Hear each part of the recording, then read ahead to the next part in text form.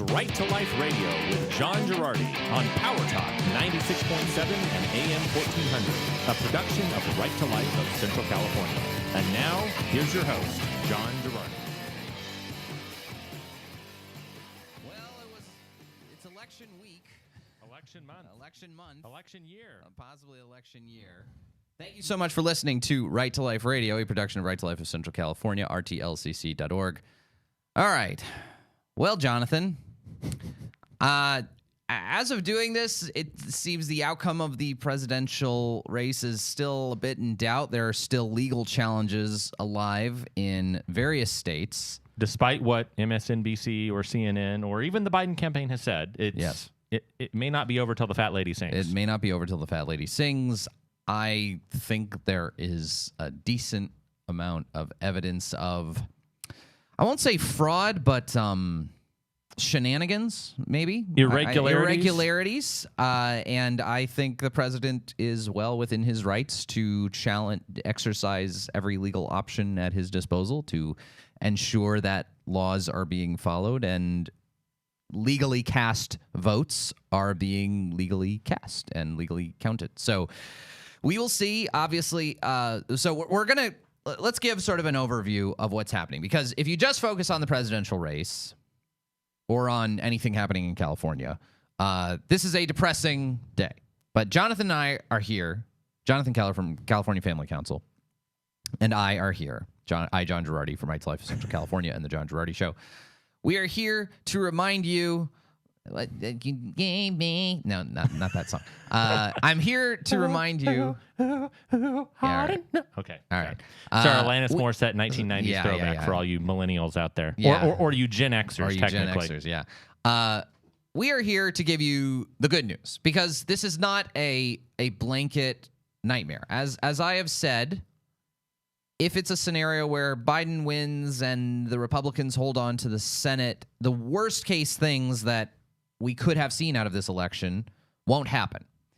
So let's try to look at the positives of, as far as the worst aspects of the pro-choice agenda, which are not going to happen. You just hit the thing I was going to say. I just want to remind everybody, especially given the potential IRS regime that we may be entering into the next 4 years. This is not me advocating or opposing parties. I am talking about agendas and policy goals that the Democrats have expressed that we don't support. We are reporting the news on the state of the policy positions. It's not partisan.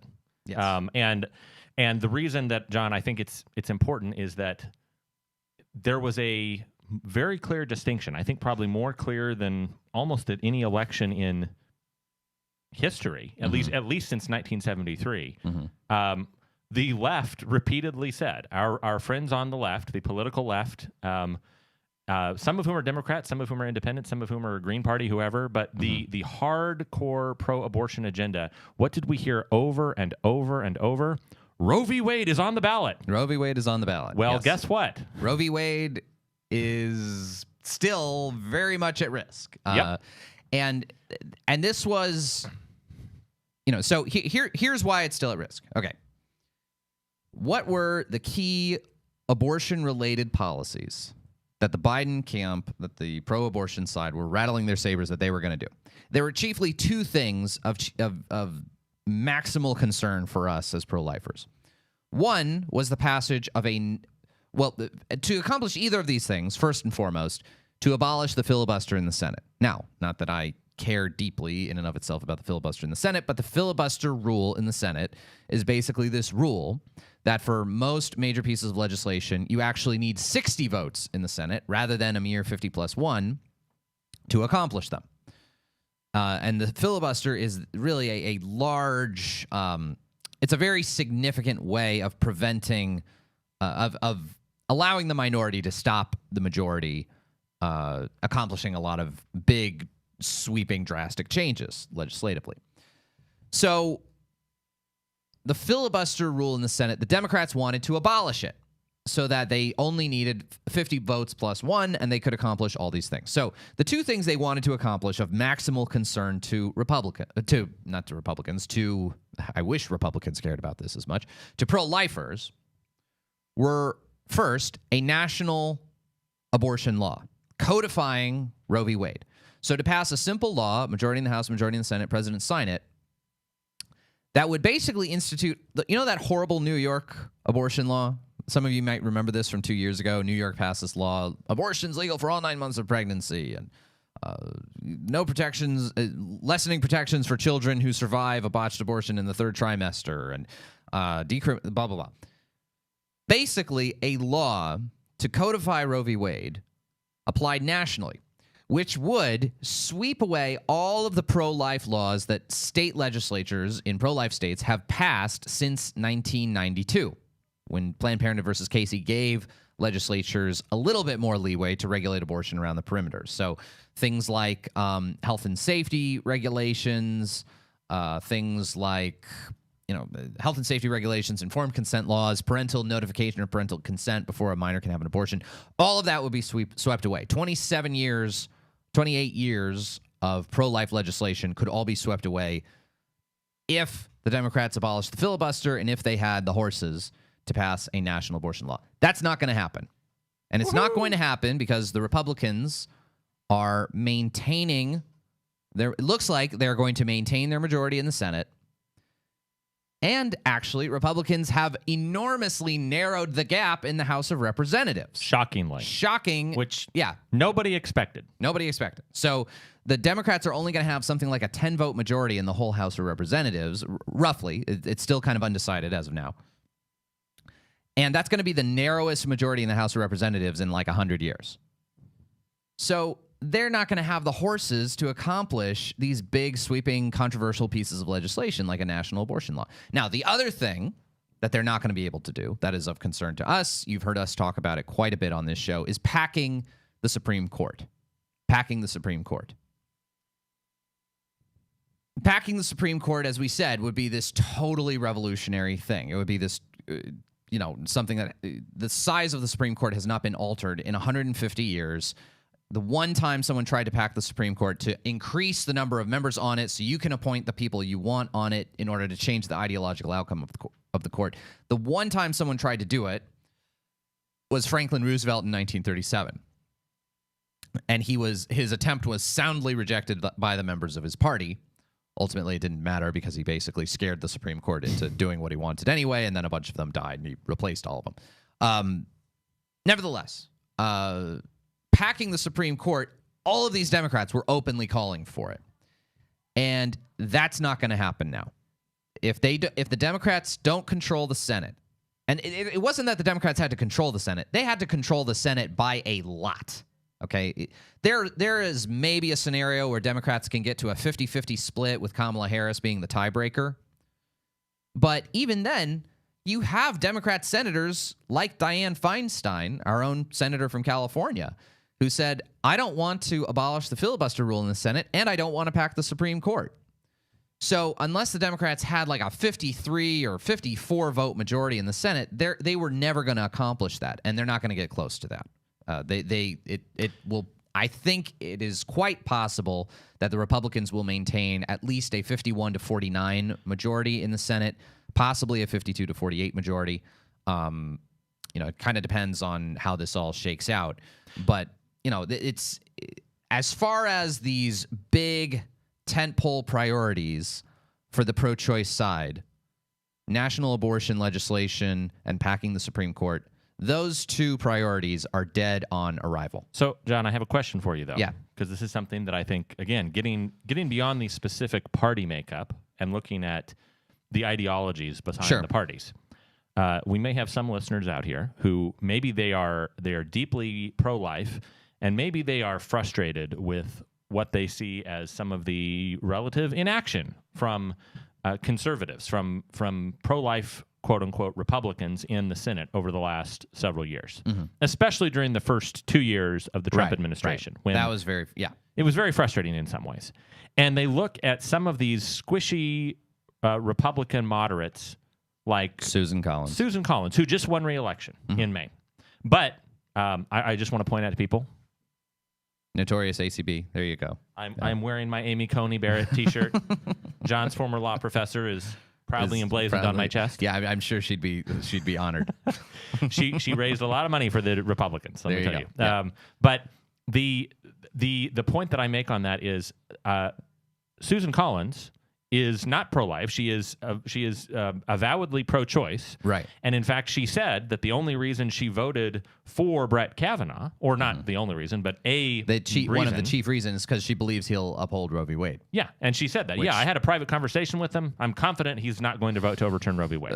Which would be terrible, but anyway. Well, and so I say she also voted against Amy Coney Barrett. She did. She was the only Republican who voted against Barrett. Amy Coney Barrett in the most recent confirmation just a couple weeks ago. Although I will say, I think the only reason she voted against her is because Mitch McConnell allowed her to. Gave her a pass. I think McConnell was like, the votes. I think McConnell was like, look, you voted for Kavanaugh when it was really tough. I already have the votes. You're facing a tough re-election. Your constituents don't want you to vote for her, so just take a pass. Go for it. Yeah. Well, so there's two. There's Lisa Murkowski and there's Susan Collins. Well, John, that's two. So if the Republicans only have a 51 vote edge, then really it's a pro-choice minority. Well, and then there's also Shelley Moore Capito in West Virginia, who just won a 6-year term. She is a little squishy on the issue as well. So you have at least 3 Republican women who are semi or fairly pro-choice, and then you have people that are a little squirrely, like Mitt Romney and Utah and everything. So, John, how can we so confidently say that a national abortion law will not pass? Because it would seem to me, I mean, if you take those 4 Republican votes, couldn't Chuck Schumer bring a bill to the floor that would do all those pro-life or pro-abortion things? Well, he could, but first of all, again, he would have to abolish the filibuster, and he can't abolish. Those Republicans, as liberal as they are never going to vote to abolish the filibuster. And frankly, I don't care how pro-choice those Republicans are.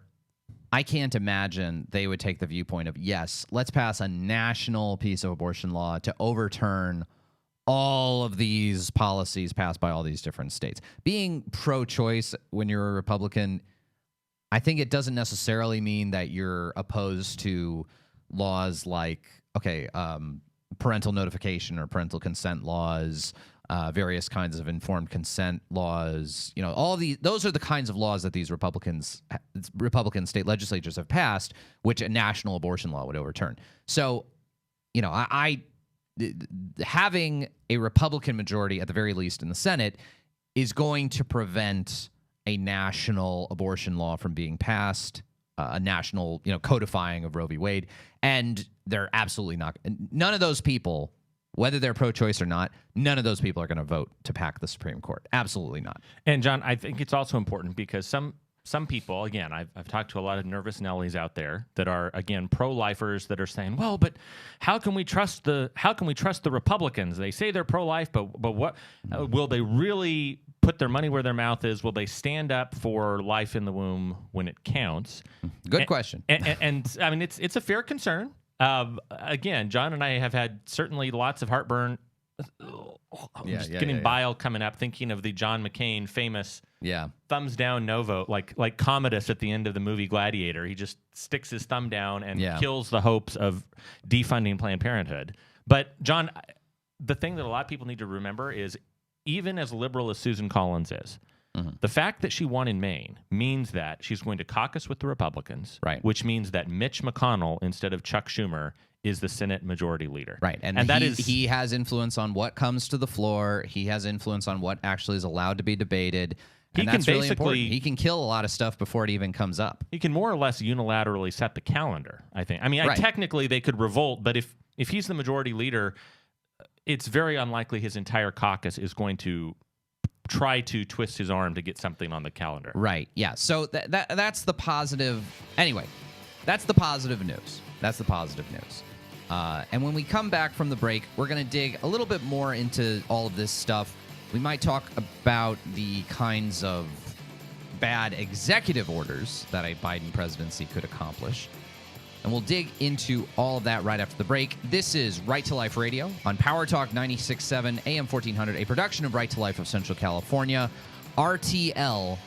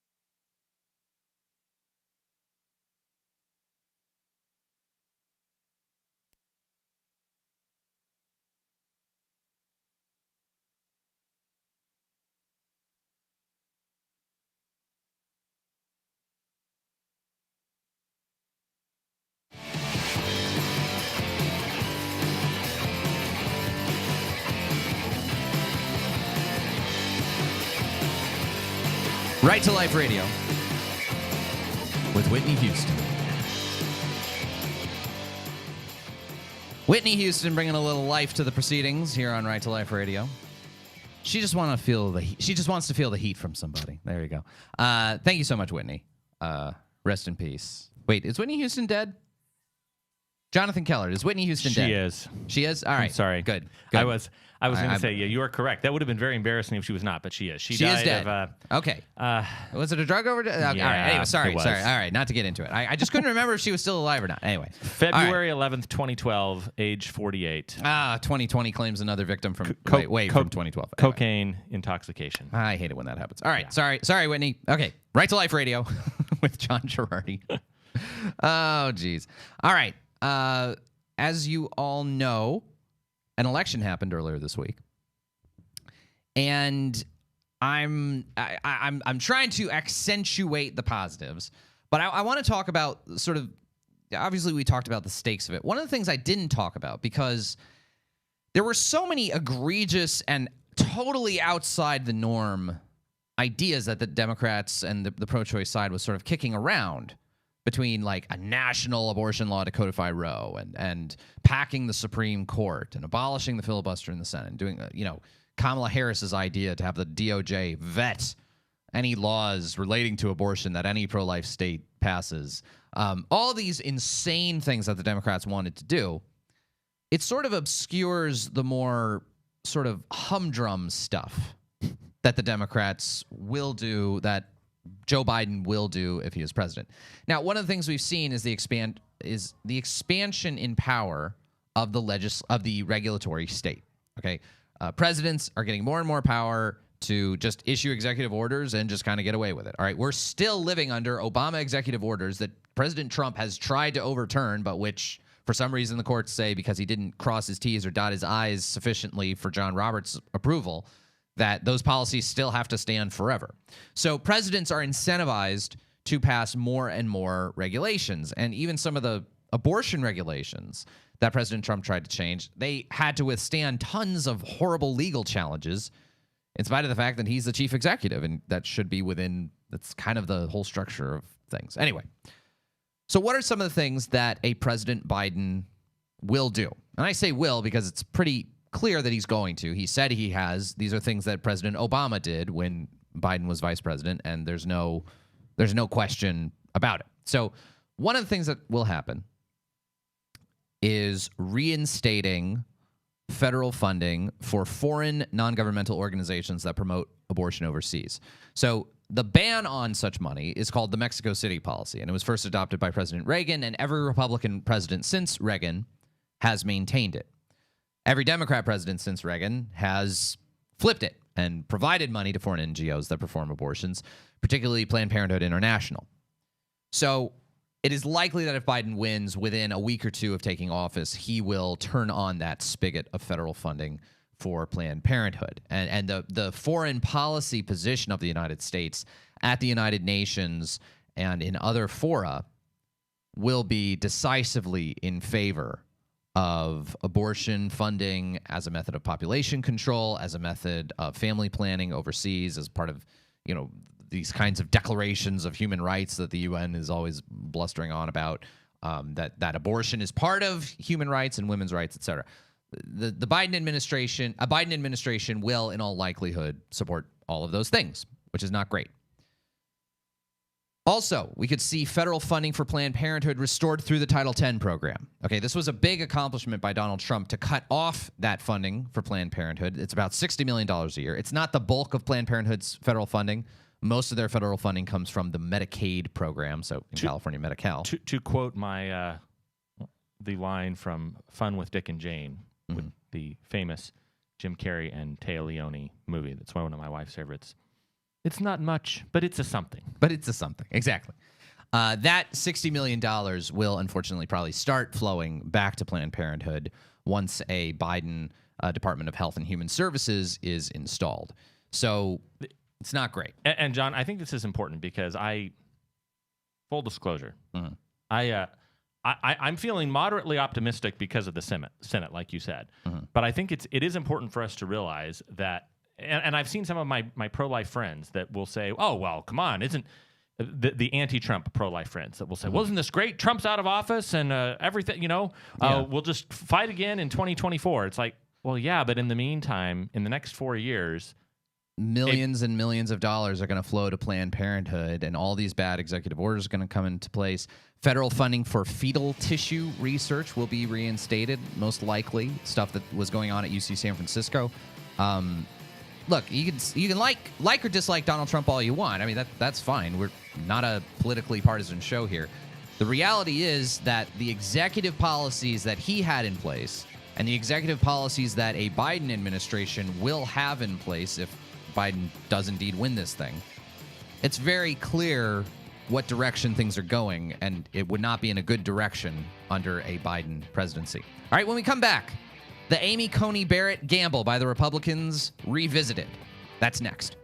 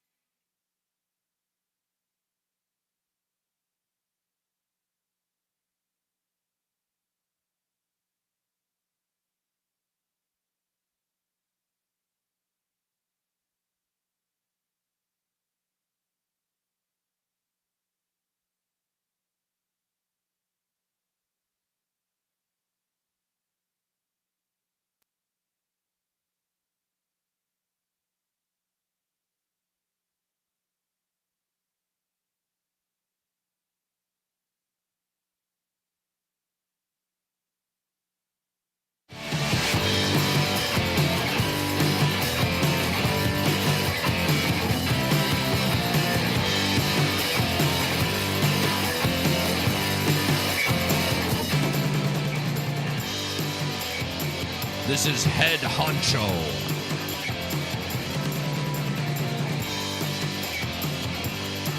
On Right to Life Radio, John Girardi, Jonathan Keller. Thank you so much for listening.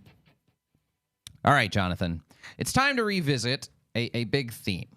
The theme of should President Trump have filled Ruth Bader Ginsburg's Supreme Court seat? Now, yes. Let's go back. Next question. Let's go. Yeah, well, yeah, that's one way of doing it. Yes. Let's go back to 6 weeks ago or so when Ruth Bader Ginsburg passed away. When Ginsburg passed away, Republicans were faced with a choice. Fill this seat or don't fill it. That is the question, to be or not to be. And there were competing arguments. Now, there was a strong argument against filling the seat, and there were several Republicans who were advocating for it.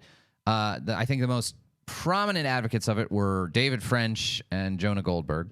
That's probably true. Who put forward what I will call, in a totally non-judgmental and neutral fashion, the sissy position, which is that, look, if we fill the Supreme Court seat, the Democrats are going to be so mad. Oh my gosh, if we filled it, they're going to be so mad, you guys. And they're going to pack the Supreme Court. Oh no, all of our institutions, all of our norms out the window. So instead of, doing what we are completely constitutionally entitled to do when one party control, when a president sees a vacancy on the Supreme Court, it's his job to nominate it, and the Senate has the duty of advice and consent, and they can do that. It's in the Constitution. That's the procedure. Instead of just doing what we are 100% legally entitled to do, when we are legally entitled to do it, when we have the votes, when we have, when we control the White House, and when Republicans control the White House, when Republicans control the Senate, and they have a very sizable majority in the Senate, instead of just doing the thing, let's instead act like we're holding, off-suited 6-2 instead of the pocket aces that we actually have. And let's fold. Here's what we can do. Negotiate with the Democrats to say, listen, we're not going to fill this until after the election. If we win, we'll fill it. But if you guys win, then you get to fill it, but only if you promise not to pack the Supreme Court someday. So get Joe Biden to promise, Joe Biden, who will possibly not be president for a full 4 years. Possibly not be president at all. I mean, I don't want to be macabre, John, but it is Dude is old. It is only November, the first week of November as we record this. Mm-hmm. The inauguration is not for like 10 weeks. Yeah. A lot can happen in 10 weeks. A lot can happen. He could be walking with Kamala Harris near the top of a flight of stairs and all of a sudden have a little whoops-a-daisy with Kamala Harris's, shoulder into his back. And what do you know? Anyway. He could catch COVID. He could. I'm not, hey. It's not insane. Trump caught it before the election. Yeah. You never know. You never know. So this wussy Republican thesis, I say very non-judgmentally, because I don't want to give away what I thought about this idea. I would hate to tip my hand.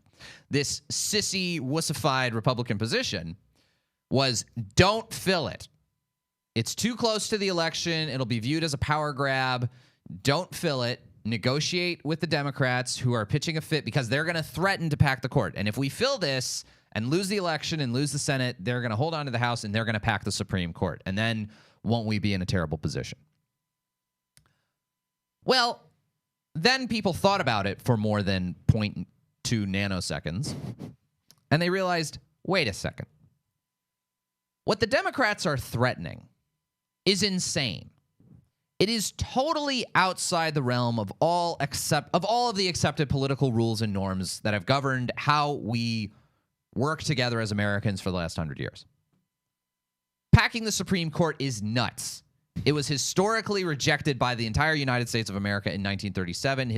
We have always historically believed that it was a bad idea for Roosevelt. The judgment of history is that Roosevelt should not have tried it. Now, the judgment of history is also that it worked because he cowed the Supreme Court into starting to rule the way he wanted.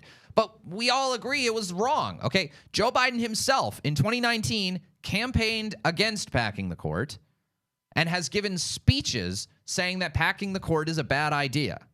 So don't try to feed me this line that this is a normal response on the part of the Democrats that we should indulge or treat as a serious negotiating ploy. No, you don't negotiate with a toddler throwing a tantrum. You have a toddler who throws tantrums. I have a toddler who throws tantrums. Do we negotiate? No. No. Or we shouldn't, but sometimes we do. Nevertheless, you don't negotiate with toddlers throwing tantrums. I don't want to say negotiate with terrorists. They're not terrorists. No. They're just very, very silly people. Yes. So, fortunately, I think the people who had to make this decision ultimately were Donald Trump and Mitch McConnell. I have to say, John, in the case of Mitch McConnell, for a supposed cocaine warlord, he has the most subtle and sedate personality I've ever seen. Yeah, exactly. Cocaine Mitch. Basically, I think Trump and McConnell and the Republicans who are actually making the decisions, Lindsey Graham, because he's the chair of the Senate Judiciary Committee, I think they realized, hey, this is silly. We should not be pushed around by these demands. And frankly, as a matter of real politics, people were expecting that if Biden wins, the Democrats would pick up votes in the Senate and could very, very well gain a majority in the Senate. But even so, people were looking at it and it's like, what is the Democrat majority going to be? Are they going to pick up? They're not going to pick up 6 votes in the Senate. Maybe they'll pick up 3. And give themselves a 50-50 tie. Maybe they'll pick up 4 and give themselves a 51-49 edge. They need more than that.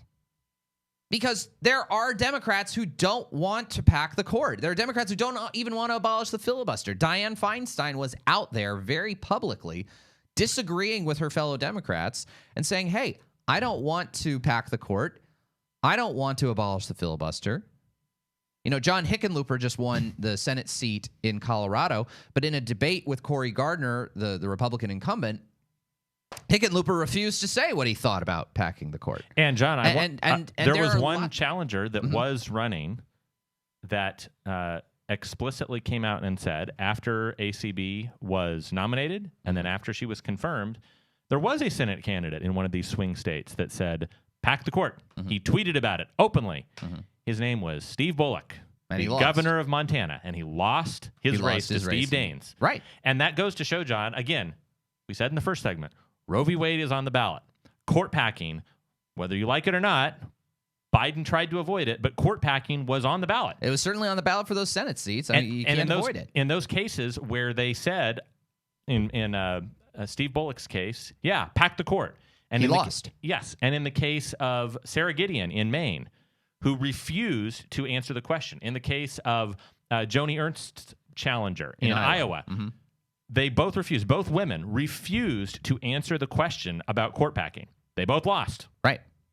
So, and that goes to show, one, the American court packing is a monstrously unpopular idea with the American people across a broad section of the public. So, the real this is why you should listen to Mitch McConnell and not columnists who thought about it for 0.9 seconds. They were able to game plan and realize the American people are not going to support court packing. Even if the Democrats get a narrow majority in the Senate, it might not be enough to abolish the filibuster. And it might not be enough to put in place court packing. And guess what? If Biden is president, 2022 is going to be really tough for the Democrats in the House and Senate races. So, no, don't give in to this demand. There are going to be all these House members who are going to want to hold on to their seats, and they're not going to want to vote for something that's massively unpopular like packing the Supreme Court. There are going to be senators in purple states looking at re-election who are not going to want to vote for this because they want to hold on to their seats in 2022. So call their bluff. Say, look, you are not going to have, even if Biden wins the presidency, the Democrats were not going to have the horses to pack the court. They just weren't. Maybe they could abolish the filibuster, but even then, packing the court is even more outrageous. So what did they do? President Trump and Mitch McConnell made the decision. We're going to fill this Supreme Court seat, and we're going to fill it with the best possible candidate we can find, Amy Coney Barrett. And that accomplishment is secure. That accomplishment is going to endure for far beyond the foreseeable future. I mean, I can't see a scenario, even if Biden wins, I can't see a scenario where even after 2022, based on the number of, and guess what happened in this election? Regardless of whether Biden is ultimately installed as president or not, the Republicans picked up a ton of seats in the House of Representatives, meaning that court packing is essentially dead. Okay, there are going to be a bunch of Democrat House members afraid of losing their seats in 2022 who are not going to want to vote for it. Yep. I think it's dead in the House, and I think it's dead in the Senate because guess what? It looks like the Republicans are going to hold on to their majority in the Senate, especially after these Georgia runoff elections are done. I think it's pretty likely the Republicans will maintain a true majority in the Senate. So court packing is dead on arrival. And all these Democrats who advocated for it before this election, they're going to have to answer for it in 2022 now. And John, I'll tell you, this is why I want to be cautious here, because if people are like me, they are feeling this weird mix of the prospect of a Biden presidency. But I will tell you, a month ago, I was kind of the Eeyore. All of my friends were yelling at me. Yeah, I think you were. Well, I mean, I was expecting doom and gloom. I will freely admit. Yeah, I think you were expecting Biden would win and it would be a landslide, that the Democrats would maintain a huge majority in the House, Democrats would get a big majority in the Senate, and court packing was on its way. Yeah, I was looking at the fact that you were going to have enough Democrats that it was going to be, 53 to 55 seats in the Senate. Some of these great rising star pro-life senators, like Joni Ernst, for example. I got to hear her speak earlier this year in Iowa. She is a really impressive female Republican Senate candidate. I mean, retired military, deeply pro-life. I mean, she's a great lady. It was going to be super sad to see her lose after one term. No, she didn't lose. She didn't. She seems to have won pretty comfortably. There was multiple cases like that where we were looking at these great Republican senators. Lindsey Graham, he's given us heartburn on some other issues, but on the pro-life issue, his speech that he gave at the Amy Coney Barrett hearing about, look, you were smashing through not just a glass ceiling, but I think he said a reinforced concrete ceiling. that said that pro-life women do not deserve a place in public life. That was brilliant. That was brilliant. Fantastic. Yeah. And Lindsey Graham 2.0 is just a machine. Yes. And well, I'm here to chew gum and appoint Supreme Court nominees, and I'm all out of gum. That's right. Confirmed Supreme Court nominees. The best part about this, John, the reason that I am feeling, I think, more optimistic is that I expected Biden to win.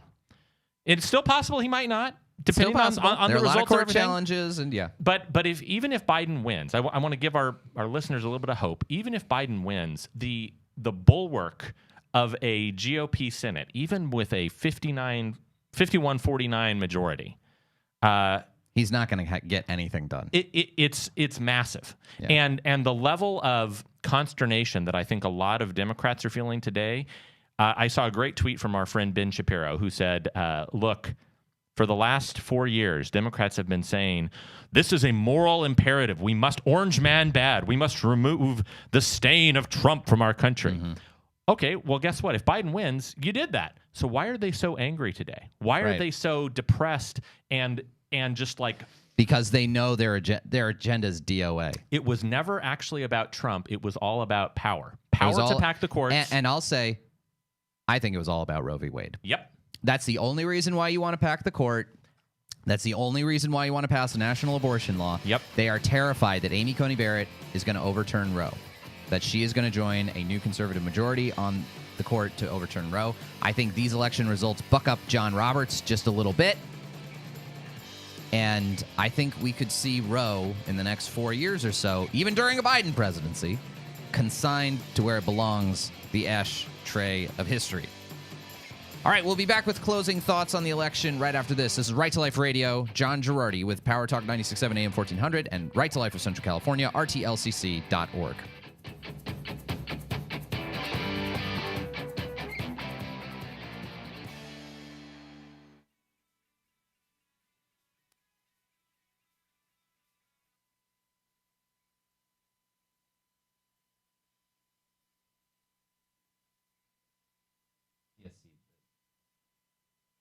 Oh,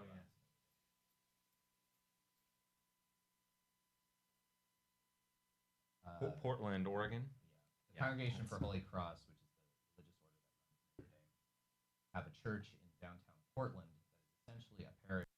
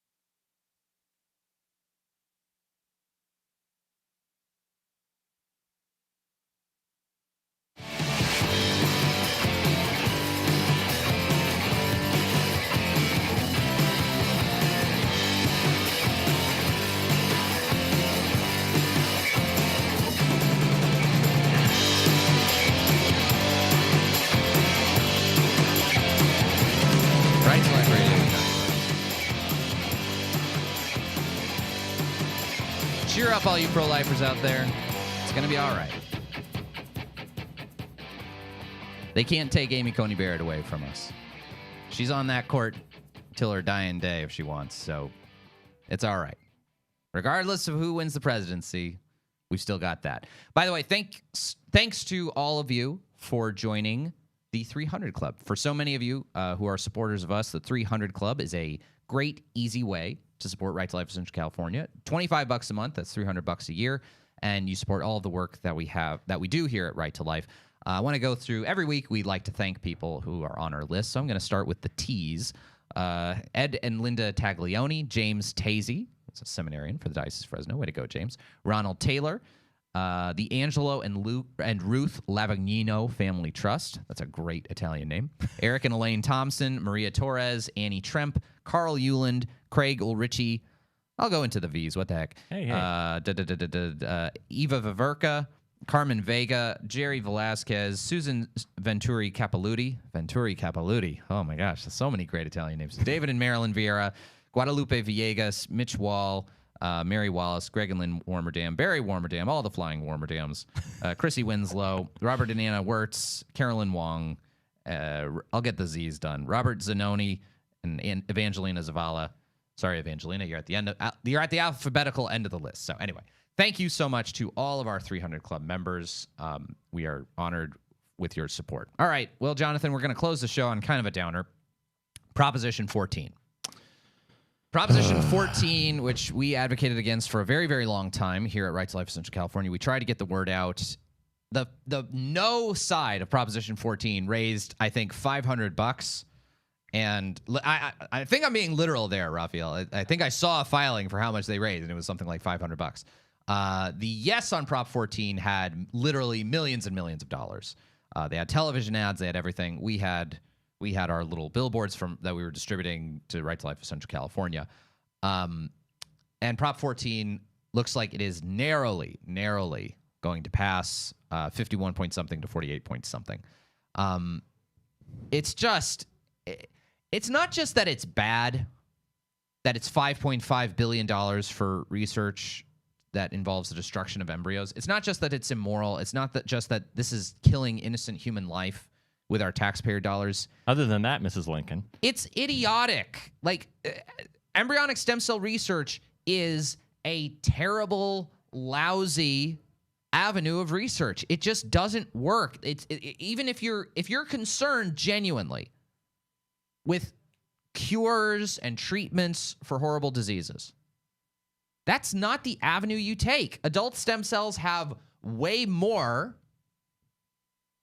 clinical trials, going through all the various stages. The money and the results are in adult stem cells and actually outside of stem cells, things like gene therapy and stuff like that. Embryonic stem cell research is a dead end. We're still using the same hype from like 2001 today to try to hype up this stupid California government program that basically exists to help train grad students, build shiny laboratories, and destroy human embryos. It's such nonsense. It's a waste of money of unbelievable proportions. Again, let's remember, it's a bond, and no one who votes for these things understands what a bond is. A bond is a loan. The money goes to the state of California, and then California has to pay it back with what? With your taxpayer dollars. So California gets $5.5 billion, but then we have to pay the principal, $5.5 billion, plus interest, which in this case is going to cost us something like $7.8 billion total. So 5.5 principal and then, $2.3 billion in interest. So it's a bad deal financially when the state is already facing like this existential budget crunch from, pensions and stuff like that, and a huge coronavirus budget crunch and revenue crunch. We don't have the money for it, but, God forbid that any of these lefty researchers do anything differently. And plus, there are ways you can get cells that act exactly like embryonic stem cells without killing embryos. You can get them from adult stem cells. It's just so infuriating. And for it to be that close, I mean, it's not like if it wins 51 to 49 that they get less money or something. So yep. It's just frustrating. And $5.5 billion. $5.5 billion. And, we did everything we could here at Right to Life Central California but unfortunately, it is what it is. So, well, with that, folks, as I sneeze during a radio show, really professional. Thank you so much for listening. And keep your chin up about nationally, regardless of who is president. Regardless of who is president, Jesus is in control. Amen. So you got that going for you. And you know what? This election, we dodged a worst case scenario. The Supreme Court is not going to get packed, and there's not going to be some national codification of Roe v. Wade. I'm not saying don't care, but let's continue the fight. Let's continue to be vigilant, and stay tuned with Right to Life of Central California and Right to Life Radio for all your pro-life news. John Girardi for Right to Life.